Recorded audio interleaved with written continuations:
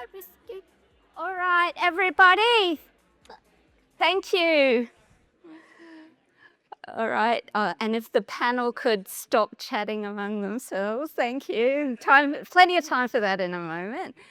Great. So welcome to the closing plenary of the ADM+S Main Symposium Day for 2025. Before we get started, I just want to add my acknowledgement of the Turrbal and Jagera people. My father's home, where I last lived here, is very much in the Valley of the Leeches, as I learned this morning, Indooroopilly. And I'm very grateful to the land of the Jagera people that gave me life. For those who I have not met yet, my name is Christine Parker. I'm a Professor of Law at the University of Melbourne and a CI in the ADM+S, and obviously I will be moderating this session.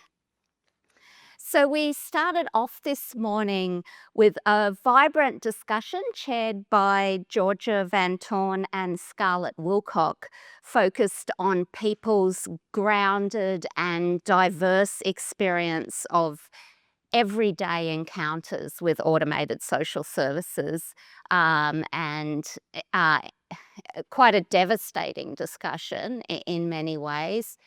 And we've had a lot of discussion throughout the day about our research and solutions and reform ideas and so on.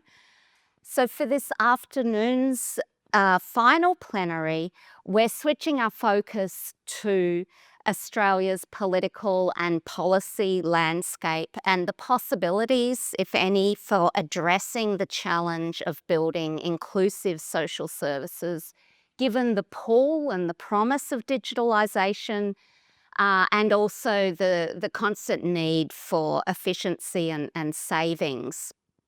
So we're going to start off with a brief conversation with former Minister for Government Services and for the NDIS, or the National Disability Insurance Scheme, now Vice-Chancellor of the University of Canberra, the Honourable Bill Shorten.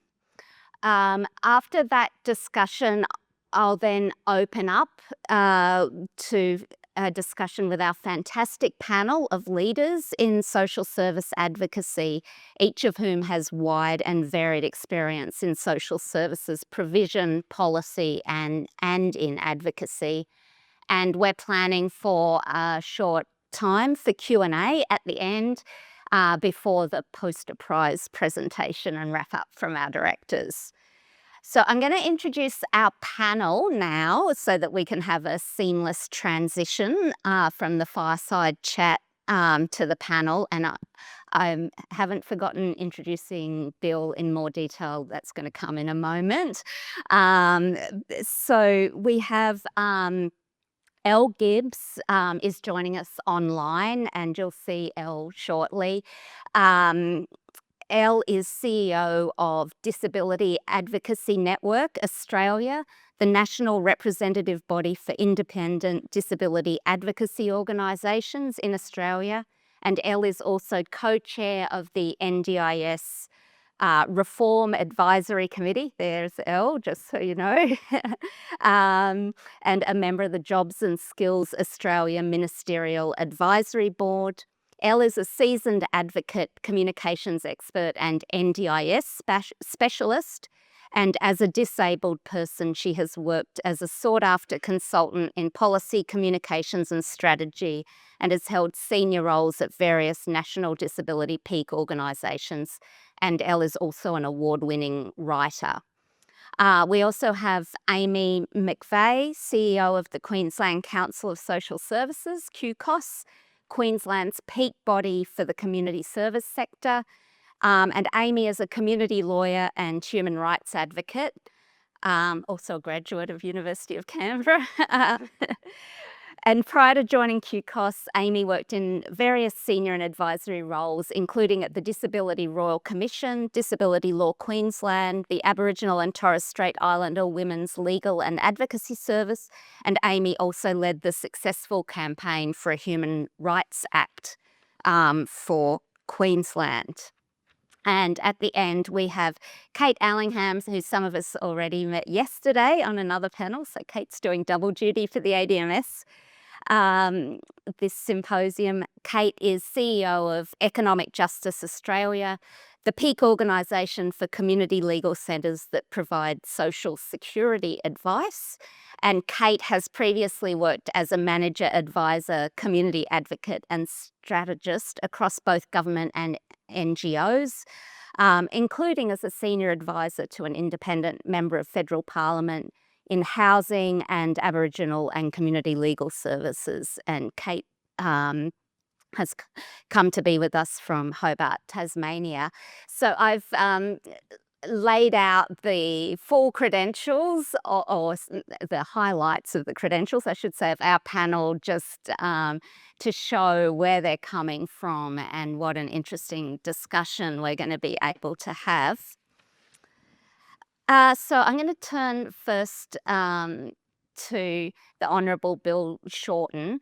So Bill has been a key leader in transforming social services in Australia. From the time that he was first elected to the federal parliament in 2007, he was a strong advocate for the idea of a national disability insurance scheme and subsequently led its implementation in the Rudd-Gillard governments. In opposition, Mr. Shorten was a key supporter of the Robodebt class action, which was instrumental in opening up the Robodebt scandal to public scrutiny, and he was a very vocal advocate for the highly significant Robodebt Royal Commission. As Minister for Government Services and Minister for the National Disability Insurance Scheme in the Albanese government, he initiated a review of the MyGov website as a critical public digital infrastructure, and also commissioned the review of the National Disability Insurance Scheme and its further digitalisation. And so, that's why we're having this conversation. We thought this was a wonderful opportunity to bring Bill here to reflect on where we're at as Australia and where we might be able to go in the future in the political and policy landscape. So I guess my first question, you've had a leading part and we're not a leading part, a front seat in the highs and lows of seeking to transform Australian social services for the better, including via using digitalisation. Based on those experiences, where would you place Australia in digital transformation of government services in comparison with other countries? Are we doing more, less, better, worse? And particularly, I guess, in terms of serving people's inclusion and well-being. Good afternoon, everybody, and thank you for inviting me. Are we doing better, worse? Where are we placed from comparisons around the world? I think it's all of the above. I think in some things we're doing quite well. And I think in other things we're not dealing with issues that other jurisdictions have dealt with. I think a lot of developed nations, and indeed developing nations, are working through how to use the digital environment to deliver services. But I think that, a couple of core points we start off with. One, we've got to acknowledge that social services is a human right. It's part of our UN obligations. It's part of the UN Charter of Human Rights. So we start from the assumption that a person using the social service safety net is an equal participant in their own decisions and needs to be treated with respect, not as if somehow the system is doing them a favour. So it's about the right for all people to be able to access their social services system. And sometimes, you can't design a digital system until you accept that basic proposition. We saw during the Robodebt era when Morrison was treasurer, even when Hockey was treasurer, Morrison was treasurer. When Turnbull was prime minister, nice guy, but he was still the prime minister in charge at that time. And then again, when Morrison was prime minister, and it even started the antecedents when Tony Abbott was prime minister, that they made out that there was mountains of gold being stashed by welfare recipients who weren't entitled to it. And in every budget, I remember as opposition leader, they would miraculously in their budget be able to nominate a round number, it was always a round number, $2 billion or $3 billion or $4 billion was being taken by people who didn't deserve it. And so that's the first observation. Our social security system is a human right. People on it are not crooks. They're not charity. They could be any one of us. The second observation I make about where we are compared to, and that's a decision we make regardless of what any other country's doing.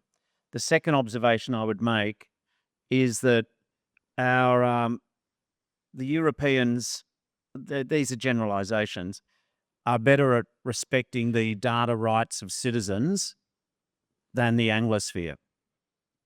The general protection on data rights, which EU law enshrines, means that citizens have rights to control their own data, which are unthinkable in the Anglosphere. And so we are behind.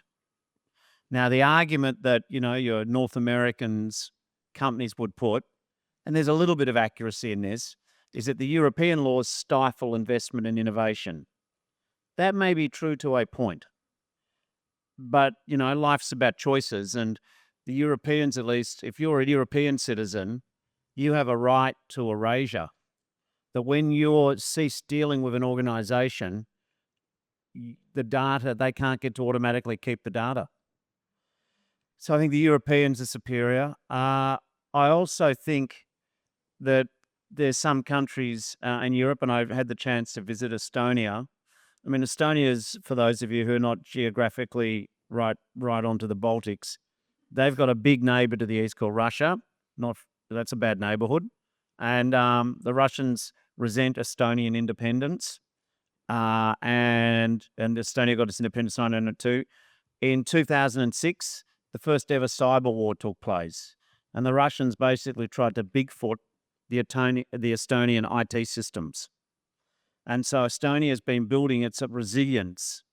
And they've got a way of protecting people's data, which our public servants in Australia are not even asking the questions. They've answered questions we're not even asking. Now, we're fortunate we're an island continent a long way away. But as you know, in the internet age, that's a sort of false sense of security. So I think Europeans have a better, clearer concept of people's data, and there's more innovation there. I think in Australia, we need to relentlessly defend the right of all citizens to a strong and generous safety net. So I also think there's a general challenge. How do we make sure that there's not a two-speed digital economy where there's some people very good at, using technological developments from AI to cyber to digital, and then there's other people with their metaphorical faces pressed on the glass looking inside to where people are having a digital feast, and there's the people on the outside. I know any social services system cannot rely just on a digital system as well. It's got to be the consumer who drives the mission, the citizen, not the tech. And as a result, that's the final point I would make, is that we have a lot of Australians who are off the grid, or they're partially in the system. When I was minister, I was able to convince my agency to put 28 very experienced Centrelink social workers into frontline organisations all around Australia to physically go out and enrol people. And I don't mean enrol them to vote, I mean enrol them in Medicare or chase up, their entitlement to a pension. And we put over 20,000 people back into the system who were just underreported, underdocumented, or just didn't exist. And for these people, going into an office was too challenging. And then they're certainly not going to go online. So I think we need to understand also with our digital services that you got to meet people where they are, not where you think they should be. So they're just some observations. Yeah, thanks. And I think we'll come back to some of those issues and how they're playing out. My second question is, well, I like the fact that you started off by saying social services is a human right and that people who are needing to use that social safety net shouldn't be treated as criminals. And I guess that was one of the big things that came out of the Robodebt Royal Commission, that the system was set up almost to assume that they owed these debts and to not give any redress or opportunity to review. I think what we'd like to hear is your reflections as a minister and a politician. What difference has something like the Robodebt Royal Commission made to the trajectory of digitalisation of social services and its inclusiveness, its ability to deliver on that promise of social services as a human right? Time will tell. Again, it starts with people. There's a lot of very good public servants, but somewhere along the line in the last decade, they got cowed into submission.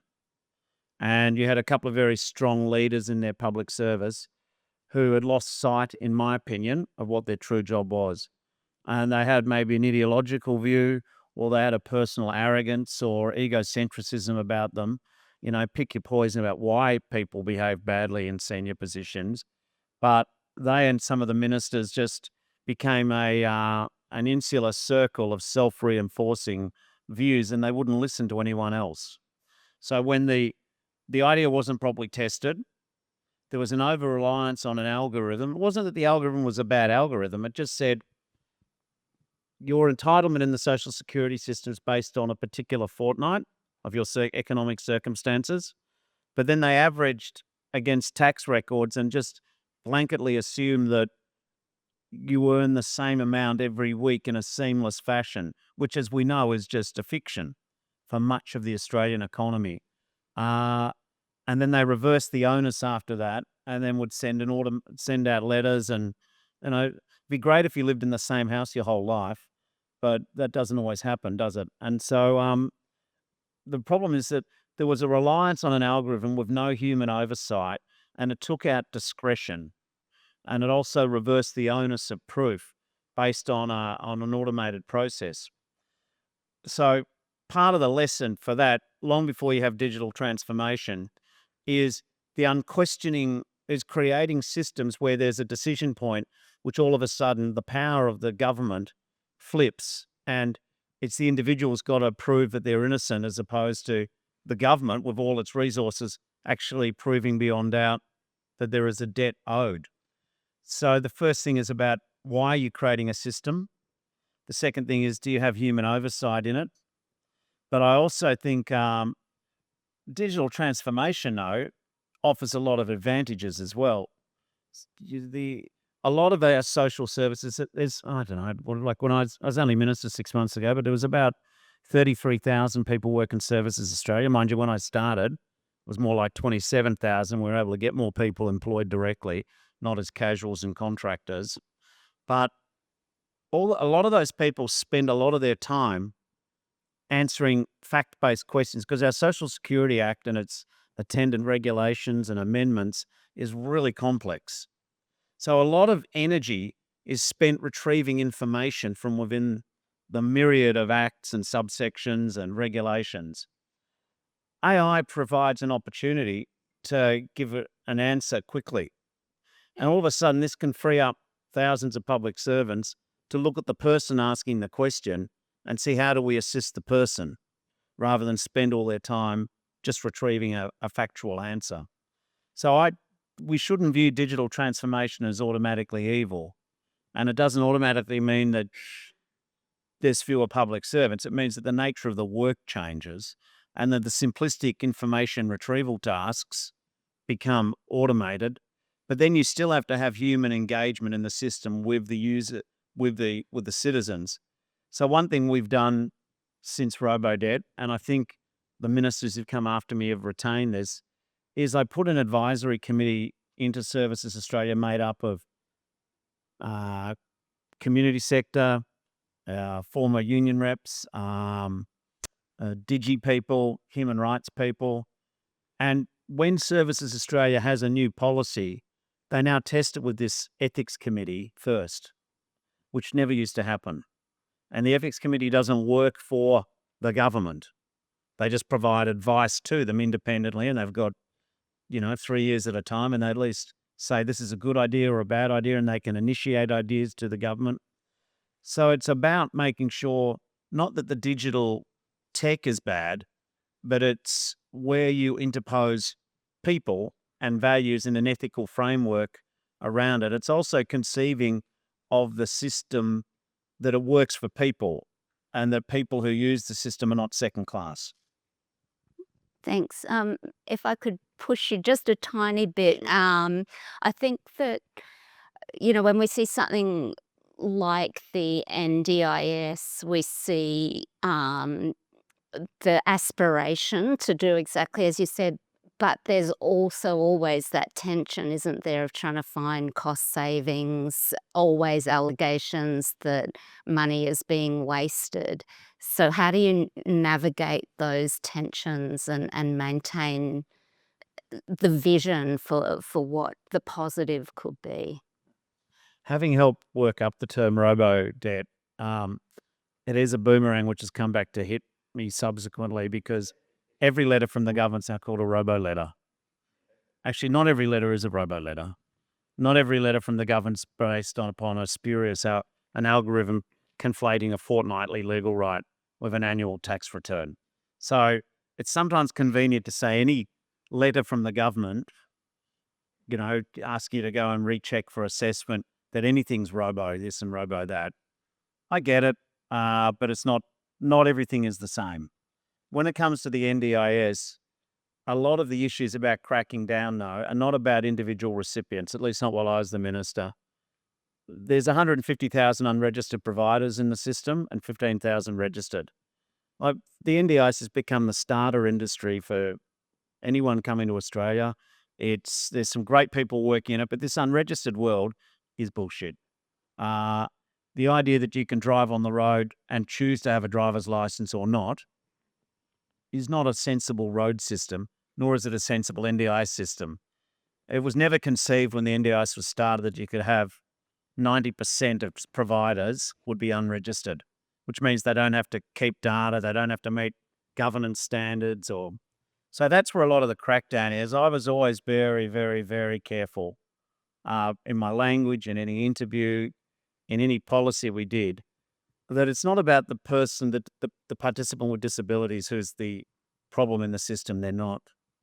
But periodically, what it shows is that even something as basic, and I'm very grateful, I worked with Gibbs on a lot of the NDIS issues, so, she knows more about the problems than I do. But so I would always talk to advocates. I got to meet with Kate when I was First Minister and some of her colleagues, and something as basic as a letter that the government sends to the person, we need to make sure that letter is really understandable. It contains an explanation of people's rights. It doesn't say that you've been found guilty. I mean, when I got there, my predecessors would send out debt notices as an invoice. Like the assumption is you have to pay it. Whoa, we stopped that.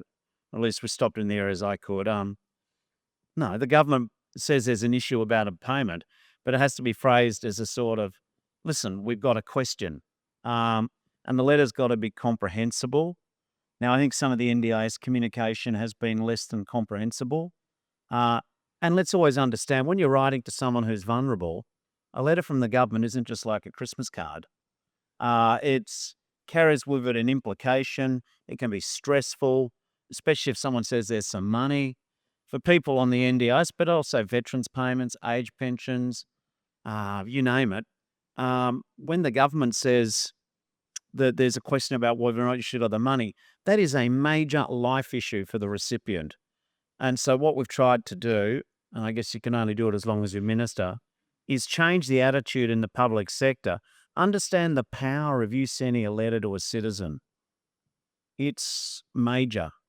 And whilst we may generate letters all the time, for that person, this is about, the margin between being able to pay the bills and not pay the bills, being able to afford a cup of coffee or not afford a cup of coffee. It's a giant issue. So I think there's a massive learning curve, and I think some areas of government have picked it up better than others, but I don't think it's a uniform lesson, even under a Labor government, that when a government communicates with a citizen, be aware of the power imbalance before you send the letter and do everything you can to sort of create ways of redress, remedy, understanding, not litigation, not adversarial. But anyway, and none of that's to do with tech. That's all to do with the people in charge. Well, we might turn to our panel now. And Kate, I might start with you. We just thought we'd start with a bit of response to what Bill's had to say so far. And if we could have Elle showing as well on the screen, that would be great. Thanks. Yeah, Kate. Yeah, well, there's quite a bit to unpack in that. I think that, I guess to start by saying that Economic Justice Australia has just completed a project where we've looked at barriers to access, or the first part of the project for women in rural, regional and remote Australia. And one of the barriers to access we found was the digitisation of services and people's ability to access those services. And I think one of the issues with digitisation is that for the people that it works for, it's great. But it is actually creating a bit more of a divide in terms of access, because people who are unable to access, and usually it's because of remote location and poverty, they are getting left further and further behind. And I think that, and Bill did touch on this, by finding efficiencies within the agency and then putting resources to ensure that those people are not being left behind, I think is, a solution to that. I would say we're pretty far from that currently.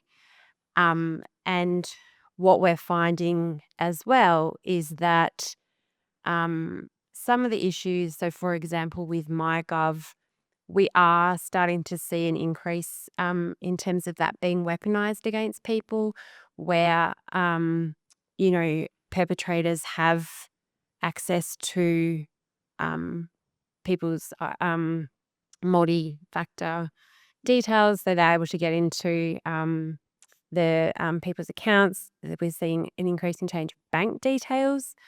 So money is going not to the person that should be receiving it, to other people. These are all really fixable things. But we're sort of, again, I talked about this yesterday, it seems like there needs to be a fair bit of harm caused before things are being fixed. And so I think that is something that we need to be really mindful of, that, the consequences. And again, I said this yesterday, that when harm is starting to be caused, there needs to be immediate response, not 3 years down the track. So I think as well, in terms of communication, one of the things that is a really big issue is that this is around social security, is that it's, well, I think probably a lot of social services, it's incredibly complex. And people get really confused and lost within the system, which makes it really difficult for them to engage. And I think that Services Australia, we've been saying, you need to provide people with more information. And there's this real paranoia or concern, which is valid, but we need to find the balance between safeguarding people's information but not excluding them from services. So often you get put in this situation where people aren't able to access information about themselves that's critical to their ability to, access or maintain a payment because of privacy concerns in terms of providing them with that information. And I think in terms of digitization of services, that becomes even more difficult because the information is more easily hacked. And so this is a conversation that we're having at the moment where, there is really quite high rates of fraud within Services Australia. It's a really significant concern. So how are we able to, make sure that those protections are in place without actually blocking people from being able to access their own information easily? Great. Thanks, Kate. I might turn to Elle next. I know you're keen to comment on how the NDIS is working for your members and the communities that you and your members serve. Thanks, Elle. Oh, look, thanks everyone, and thanks for having me. I'm coming to you from rather wet, windy Wiradjuri country in central West New South Wales. Look, I think it was really helpful, Bill, that you were talking about citizenship and social services, including digital social services. Often people with disability were not thought about as actual citizens or ones that get a genuine equal stake in things, yet we are people that are often relying on social services for our whole lives. I relied on the disability support pension for a good chunk of my life. And it is it is a very difficult experience having any disruption to income support payments, to housing, to essential supports. So when it has that level of seriousness and to your life, I often say that folks who are using social services need to actually be the ones designing them rather than the other way around. So we had a really good real life example of a significant digitization, if you like, of a range of services during COVID. And the consequences for people with disability were really profound. The Royal Commission found really clearly that information all went online, services went online, everything went online, and it left a huge part of my community behind. Often advocates became de facto IT people trying to help people with disability accessing Wi-Fi and iPads, and how to do all of that became really hard. The Royal Commission recommended that government produce an accessible information plan by the end of 2024. There were some initial consultations about how to make sure that people with disability could get access to the same kinds of information that everybody else does in the digital environment anywhere, and that has not progressed so far yet. I look forward to, as Bill would say, yelling at someone about that soon. But one of the other things that that happens all the time is that the work for people with disability to engage with digital services for people who are poor, as Kate said, but also people who have low literacy, who can't read or don't read, who engage with information and services in different ways, potentially with inaccessible websites, inaccessible information. It is an extra barrier that people actually have to have. And I do think that in social services, sometimes there is a reliance in the NDIS, in Services Australia, on substitute decision making, so on nominees and guardians to actually make decisions and engage with social services, because it is so hard for a person with intellectual disability, for example, a person with other kinds of disabilities to access. And that is very challenging. The NDIS, I won't comment on their particular communications at the moment. It's something that is an ongoing challenging thing, but the increased reliance on a website as a central point of communication, I think, is getting less accessible for people, not more. And it is, with bringing large language models, AI, into the picture as well, getting accurate, up-to-date information. Bill, I know you suggested getting large language models to look at the Social Security Act, and I made a face off camera because the reliance of AI to provide the kind of information for people who are relying on income support or not getting in trouble with the government, as you said, made me very nervous. But I do think that, if we design things in different ways rather than a top-down model, which is, everybody uses websites, everyone's fine to put an app on their phone, this is really easy to do, but also from a bottom-up model, that actually puts disability, folks who live in poverty, folks with low literacy at the centre of the design work that we do, we'll have a model that actually works much better for everyone. Thanks, Elle. Yeah, you've got applause from the. I think that's Bernadette at the back there. Aimee, I know you're very keen to also sort of talk about your experience with Queensland being such a diverse, dispersed state and how that works out. Yeah, look, I think the thing that came to mind for me when I was listening to Bill talk about social security as a human right is that we should be applying a rights framework not just to the entitlement but also to the process. And so what I would say is, yes, we have a right to the fair provision of social services. That's the contract that human rights provides us. And so then we go, well, what is the purpose here? The purpose here is to make sure that people who need this service are able to access it. And what we're then saying is, well, who are these people? And these people are likely to be people who have experienced barriers to access in the past, whether that's as a result of poverty, whether that's as a result of a disability, being from a non-English speaking background, experiencing housing insecurity. These are all characteristics that we know the people who are going to access these services are likely to have. So when we're then designing a process that is rights respecting, that's trying to make sure that people with those characteristics have access to those services, we need to think about what the human rights obligation is, and it's about respecting, protecting, and fulfilling those rights. It's not just respecting, which is a more passive part of the obligation, but it's actually saying we need to make sure that those particular people have their right to social security fulfilled.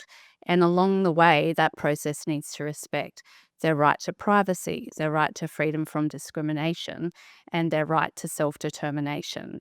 When we think about human rights, we also are able to balance in what the government's resource issues are. That's part of the toing and froing of a human rights framework. And so we do then consider how does technology help us to make sure as many people as possible are able to access the government service that we're asking for, but not at the expense of those other rights and not at the expense of building a process that doesn't properly consider the characteristics of the people that we're designing for. And I think in Queensland, what we know is that there are lots of people, because of the huge geographical spread of our state, there are women running domestic and family violence shelters up in the Torres Strait that don't have a stable internet connection. There are people right across the state that can't get online because there isn't a stable connection. And we know as well that processes haven't been designed thinking about the characteristics of the people that they're serving. And so what we see is then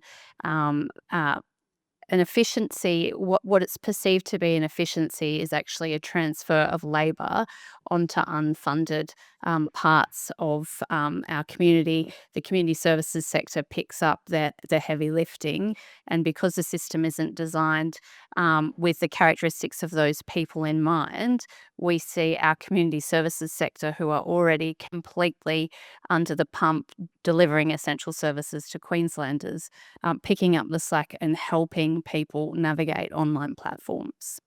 Yeah, thanks for that. And I think that summed up something that all three panelists mentioned and has come up a lot today, which is that when digitalisation of services occurs, sure, there's a promise, but it puts the onus onto others, whether it's a community service organisation unfunded to do that work, whether it means that our sort of disability rights is neglected because it ends up relying on somebody, a trustee or guardian or somebody, as Elle said. And then, I think it's particularly devastating to hear what Kate had to say, and it came up this morning as well about like domestic violence perpetrators and financial abusers taking advantage of that situation.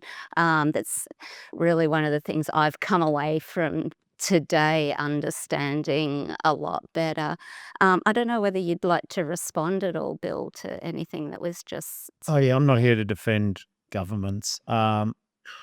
I know I did my job while I was there, but I'll just make this point. Many of you are advocates, some of you are researchers. I don't know the backstory why you all come to be in this audience. You're all clearly interested in a better deal for people who don't have, a lot of direct power in their own lives. And so that's why I'm here, because I respect you as an audience. I'm saying do not get hung up on digitization. Do not waste your time worrying about the machine, the tech. Worry about the processes around it. Take digitization out of this conversation. All the three panelists' comments would still be the same. The problem is not the tech. The problem is the oversight of systems which are not accountable to the people for whom they're designed to use it. So the problem is not digitization. The problem is a lack of power for vulnerable Australians. That is the problem. So in organising a response to digitisation, go to the heart of the matter. It's a lack of power for vulnerable Australians. And you've got to use that understanding, and I'm sure you probably all did understand that. But AI is not the enemy. Do not get caught up in a political cul-de-sac of futility where we say we must slow down the introduction of AI till we understand how we use it. AI in another world in another era was called fire. Fire can burn you or it can heat you. Do not slow down the introduction of fire because we're worried we'll catch fire. Work out on how you use it. So the big view I had, and I learned being in charge of government services, I kicked the buggery out of the Robodebt architects, and I do believe Services Australia is a more accountable organisation than it was. But the issue is not the tech, it's not AI, it's holding the implementers of the new tech to account. So I just think, as a former poly, by the way, higher education, digitisation, there's a nightmare. Oh my God. Talking to students, academics, staff trying to use it. So it's not just confined to social services. But for me, the big takeaway, listening to the three very informed panelists and thinking about why you're all here, is you got to get people to be held to account for the rollout, but it's not about the tech. You can make the tech is neutral. It can be used for good or for bad. Thanks. Well, maybe we should go back to our panel and perhaps ask the question, what would you see as some of the things that we need to do to centre the human well-being, the avoidance of harm in social services, including in the digitalisation, the inevitable, I guess, in some ways, digitalisation of social services. What role does the human play? How can we use the digitalisation? Are there places where it shouldn't be used? And what else needs to be done? If I go back to you, Kate. I think I think something that a really key issue is the way that services are administered, and I think that it's not just often people who are on a social security payment. They're not just battling the service of Centrelink. They're probably also battling housing, NDIS, maybe the criminal justice system. There's a lot of systems that they're trying to work within. And I think that something, and this is not really answering your question, but something where digitisation needs to be looked at is how do governments stop working within silos and start working better together to actually provide a service to people. Elle and I met last week to talk about the fact that, the amount of people that are on disability support pension but aren't able to get onto the NDIS and having to jump through all of the same hoops all over again and go through that whole traumatic process to provide quite a lot of the same documentation.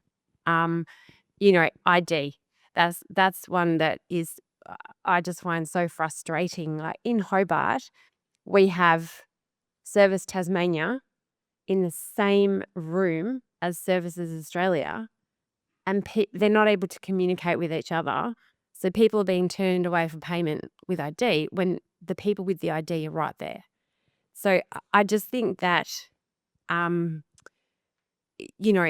the focus in these conversations is always how does the user of the system better use digitisation? But I think really we need to be looking at how does government actually use it to better provide a service that is easy for people and so that they are actually proactively assisting people rather than people having to, feel around in the dark to try and figure out what payment they have to be on or to figure out whether or not they're eligible for the NDIS. There needs to be systems in place where there is an ease of access, because at the moment, the digitisation of the services is actually making it, I think, more difficult.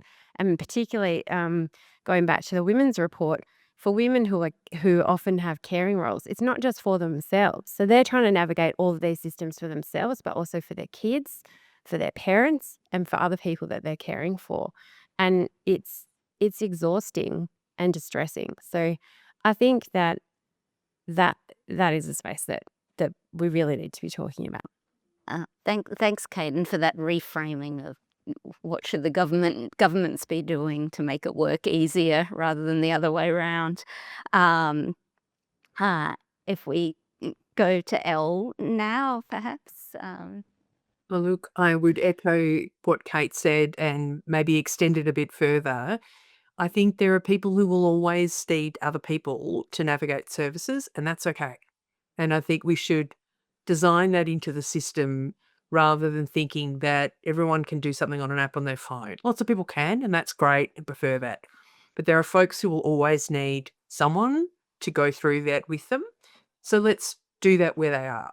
So I do think that there are roles for, while there is a Services Australia's office, for example, there are libraries, there are community centres, there are disability advocacy organisations, there are a range of community sector folks who are part of that digitisation engagement that people have with the trusted organisations that they have in their communities, in their places.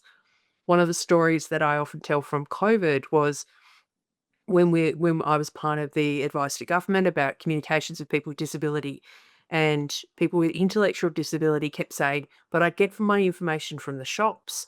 And drilling down into what that actually meant was that the people in the local supermarket told them what was the important thing on the news to know. And that was how they got their information.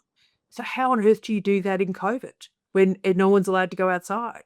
So it's thinking through people's connection in community, strengthening that, and, being aware that this digitisation isn't over there somewhere else. It's all around us and everyone's grappling with all sorts of parts of it, but that skilling up lots of different parts of our community to support people through this and making it, as Kate said, an easy process. Goodness me, that would mean advocates could actually do other things other than help people get on Centrelink, but also, being aware that there are lots of people who don't have ID, who don't have documents, who don't have easy access to specialists, who can't do the basic requirements even to access government services. So how do we start with people who are in those circumstances and design services with them with all of their problem-solving expertise about existing in the community without ID and without documents, and then, then be able to implement a system from there. Thanks, Elle. And to you, Aimee. Okay, I'm going to say something slightly controversial, I think, which is imagine if we thought about AI as a way of augmenting our human capabilities to help fulfill the rights of vulnerable people. And it came to mind because I was thinking about what Bill said about within Services Australia using AI to get people providing services to understand technical knowledge so they could do other things. And then hearing Elle's anxiety about that. And it made me think about some work I did many years ago. I was working specifically with people with disability, and many of my clients had intellectual impairments. And, as you would all know, and Elle would know very well, that issue around capacity is a big one. How do we empower people with intellectual disabilities to make their own decisions? So at that time, I took my technical knowledge as a lawyer and developed a resource that helped me to spend time with people with intellectual impairments to build their capacity, to then develop the capacity to sign an enduring power of attorney. And then they actually had a legal right then to make their own decisions, because as a human service provider, I had been able to turn technical information into something that responded to that person's specific needs and build their capacity and help realize their rights. And when Bill was talking about, this AI helping people understand the technical information, rather than that being an efficiency, imagine if we were redeploying that resource into genuine human-centered, human rights, individualized service provision, because we're saving time on the technical bit that the AI can help us with. Thanks, Aimee. Did you want to say something? Yeah. No. That's okay, because I wasn't sure whether you were inspired there or not, but I'm going to ask another quick question before we go to Q&A. And I guess, and that is, at the moment, like just in the current political climate, what would be one reform or advocacy opportunity that there might be for achieving this vision of inclusive digital government and human-centered social services? So that's the question. And I guess maybe to frame that question, thinking about our audience here of researchers and advocates and civil society who may be able to assist in some way in research or framing of those advocacy asks. So maybe I'll change up the order because it might have got a bit boring going in that order. So No. I don't want to get too predictable. So I don't know, Elle, would you like to go first? Sure. And look, mine is probably going to be very disability, slightly nerdy specific, but fulfill the Royal Commission recommendation 6.1, a national plan to promote accessible information and communications. The Royal Commission has it all stepped out there in terms of what it is, how to do it, and doing that would make an enormous difference across government in terms of communicating and providing information for people with disability. Great, thanks, Elle. Aimee, what would you suggest? It'd probably be very broad, but I think in all instances it would be to create some accountability around the purpose of the activity. So success is measured by people with all types of characteristics being able to access the service or the resource that government has on offer. So how we get there can include the adoption of new technologies, but must be done in a way that gets us to where we need to be, and that purpose should be set out in the first place clearly. Sounds like you're asking for like a human rights assessment of everything, which sounds completely reasonable to me, but I'm also a lawyer. Kate. I guess it would be always to make sure that there's an alternative to digitize. There's always a human alternative when it's needed, and that should be something that's available to people irrespective of where they live. And just, I guess, in terms of people in this room that may be involved in developing some of these systems, I think that something that we are always concerned about is the prioritisation of administrative efficiencies over legal compliance or access. And, when tasked with creating efficiencies within a department, really thinking about how that lands. And particularly within social services, like the people that are, needing these services, it's really significant to their ability to live their lives. And so just being really mindful of that would be my main point. Thanks. Did you want to have a go at that question? Sure. I mean, all the other observations that were made are really solid, they're correct. I think it should be on top of that. The benefits of technology should not just be for the rich and the well-off and the powerful. They should be democratized. They should be available for everyone.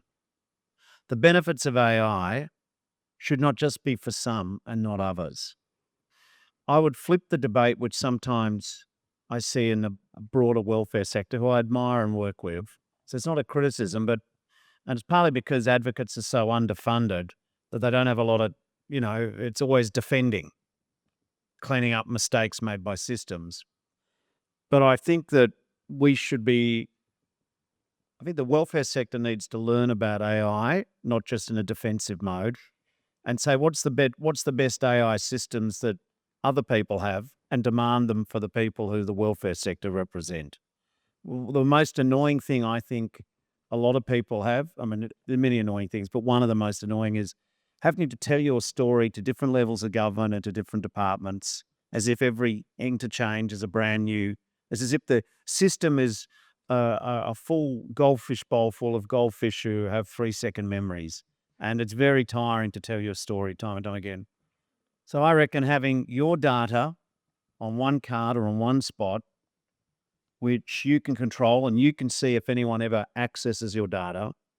And with this lovely card, you just present that, and then the system you're dealing with, the transport, the school system, the tax system, the transfer system, just once you sort of show them your QR code, that deals with it.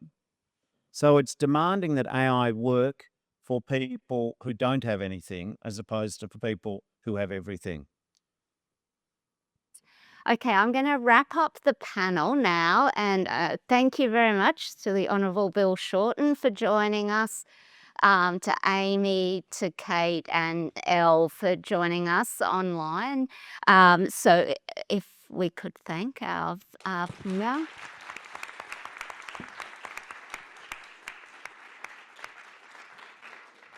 Thank you.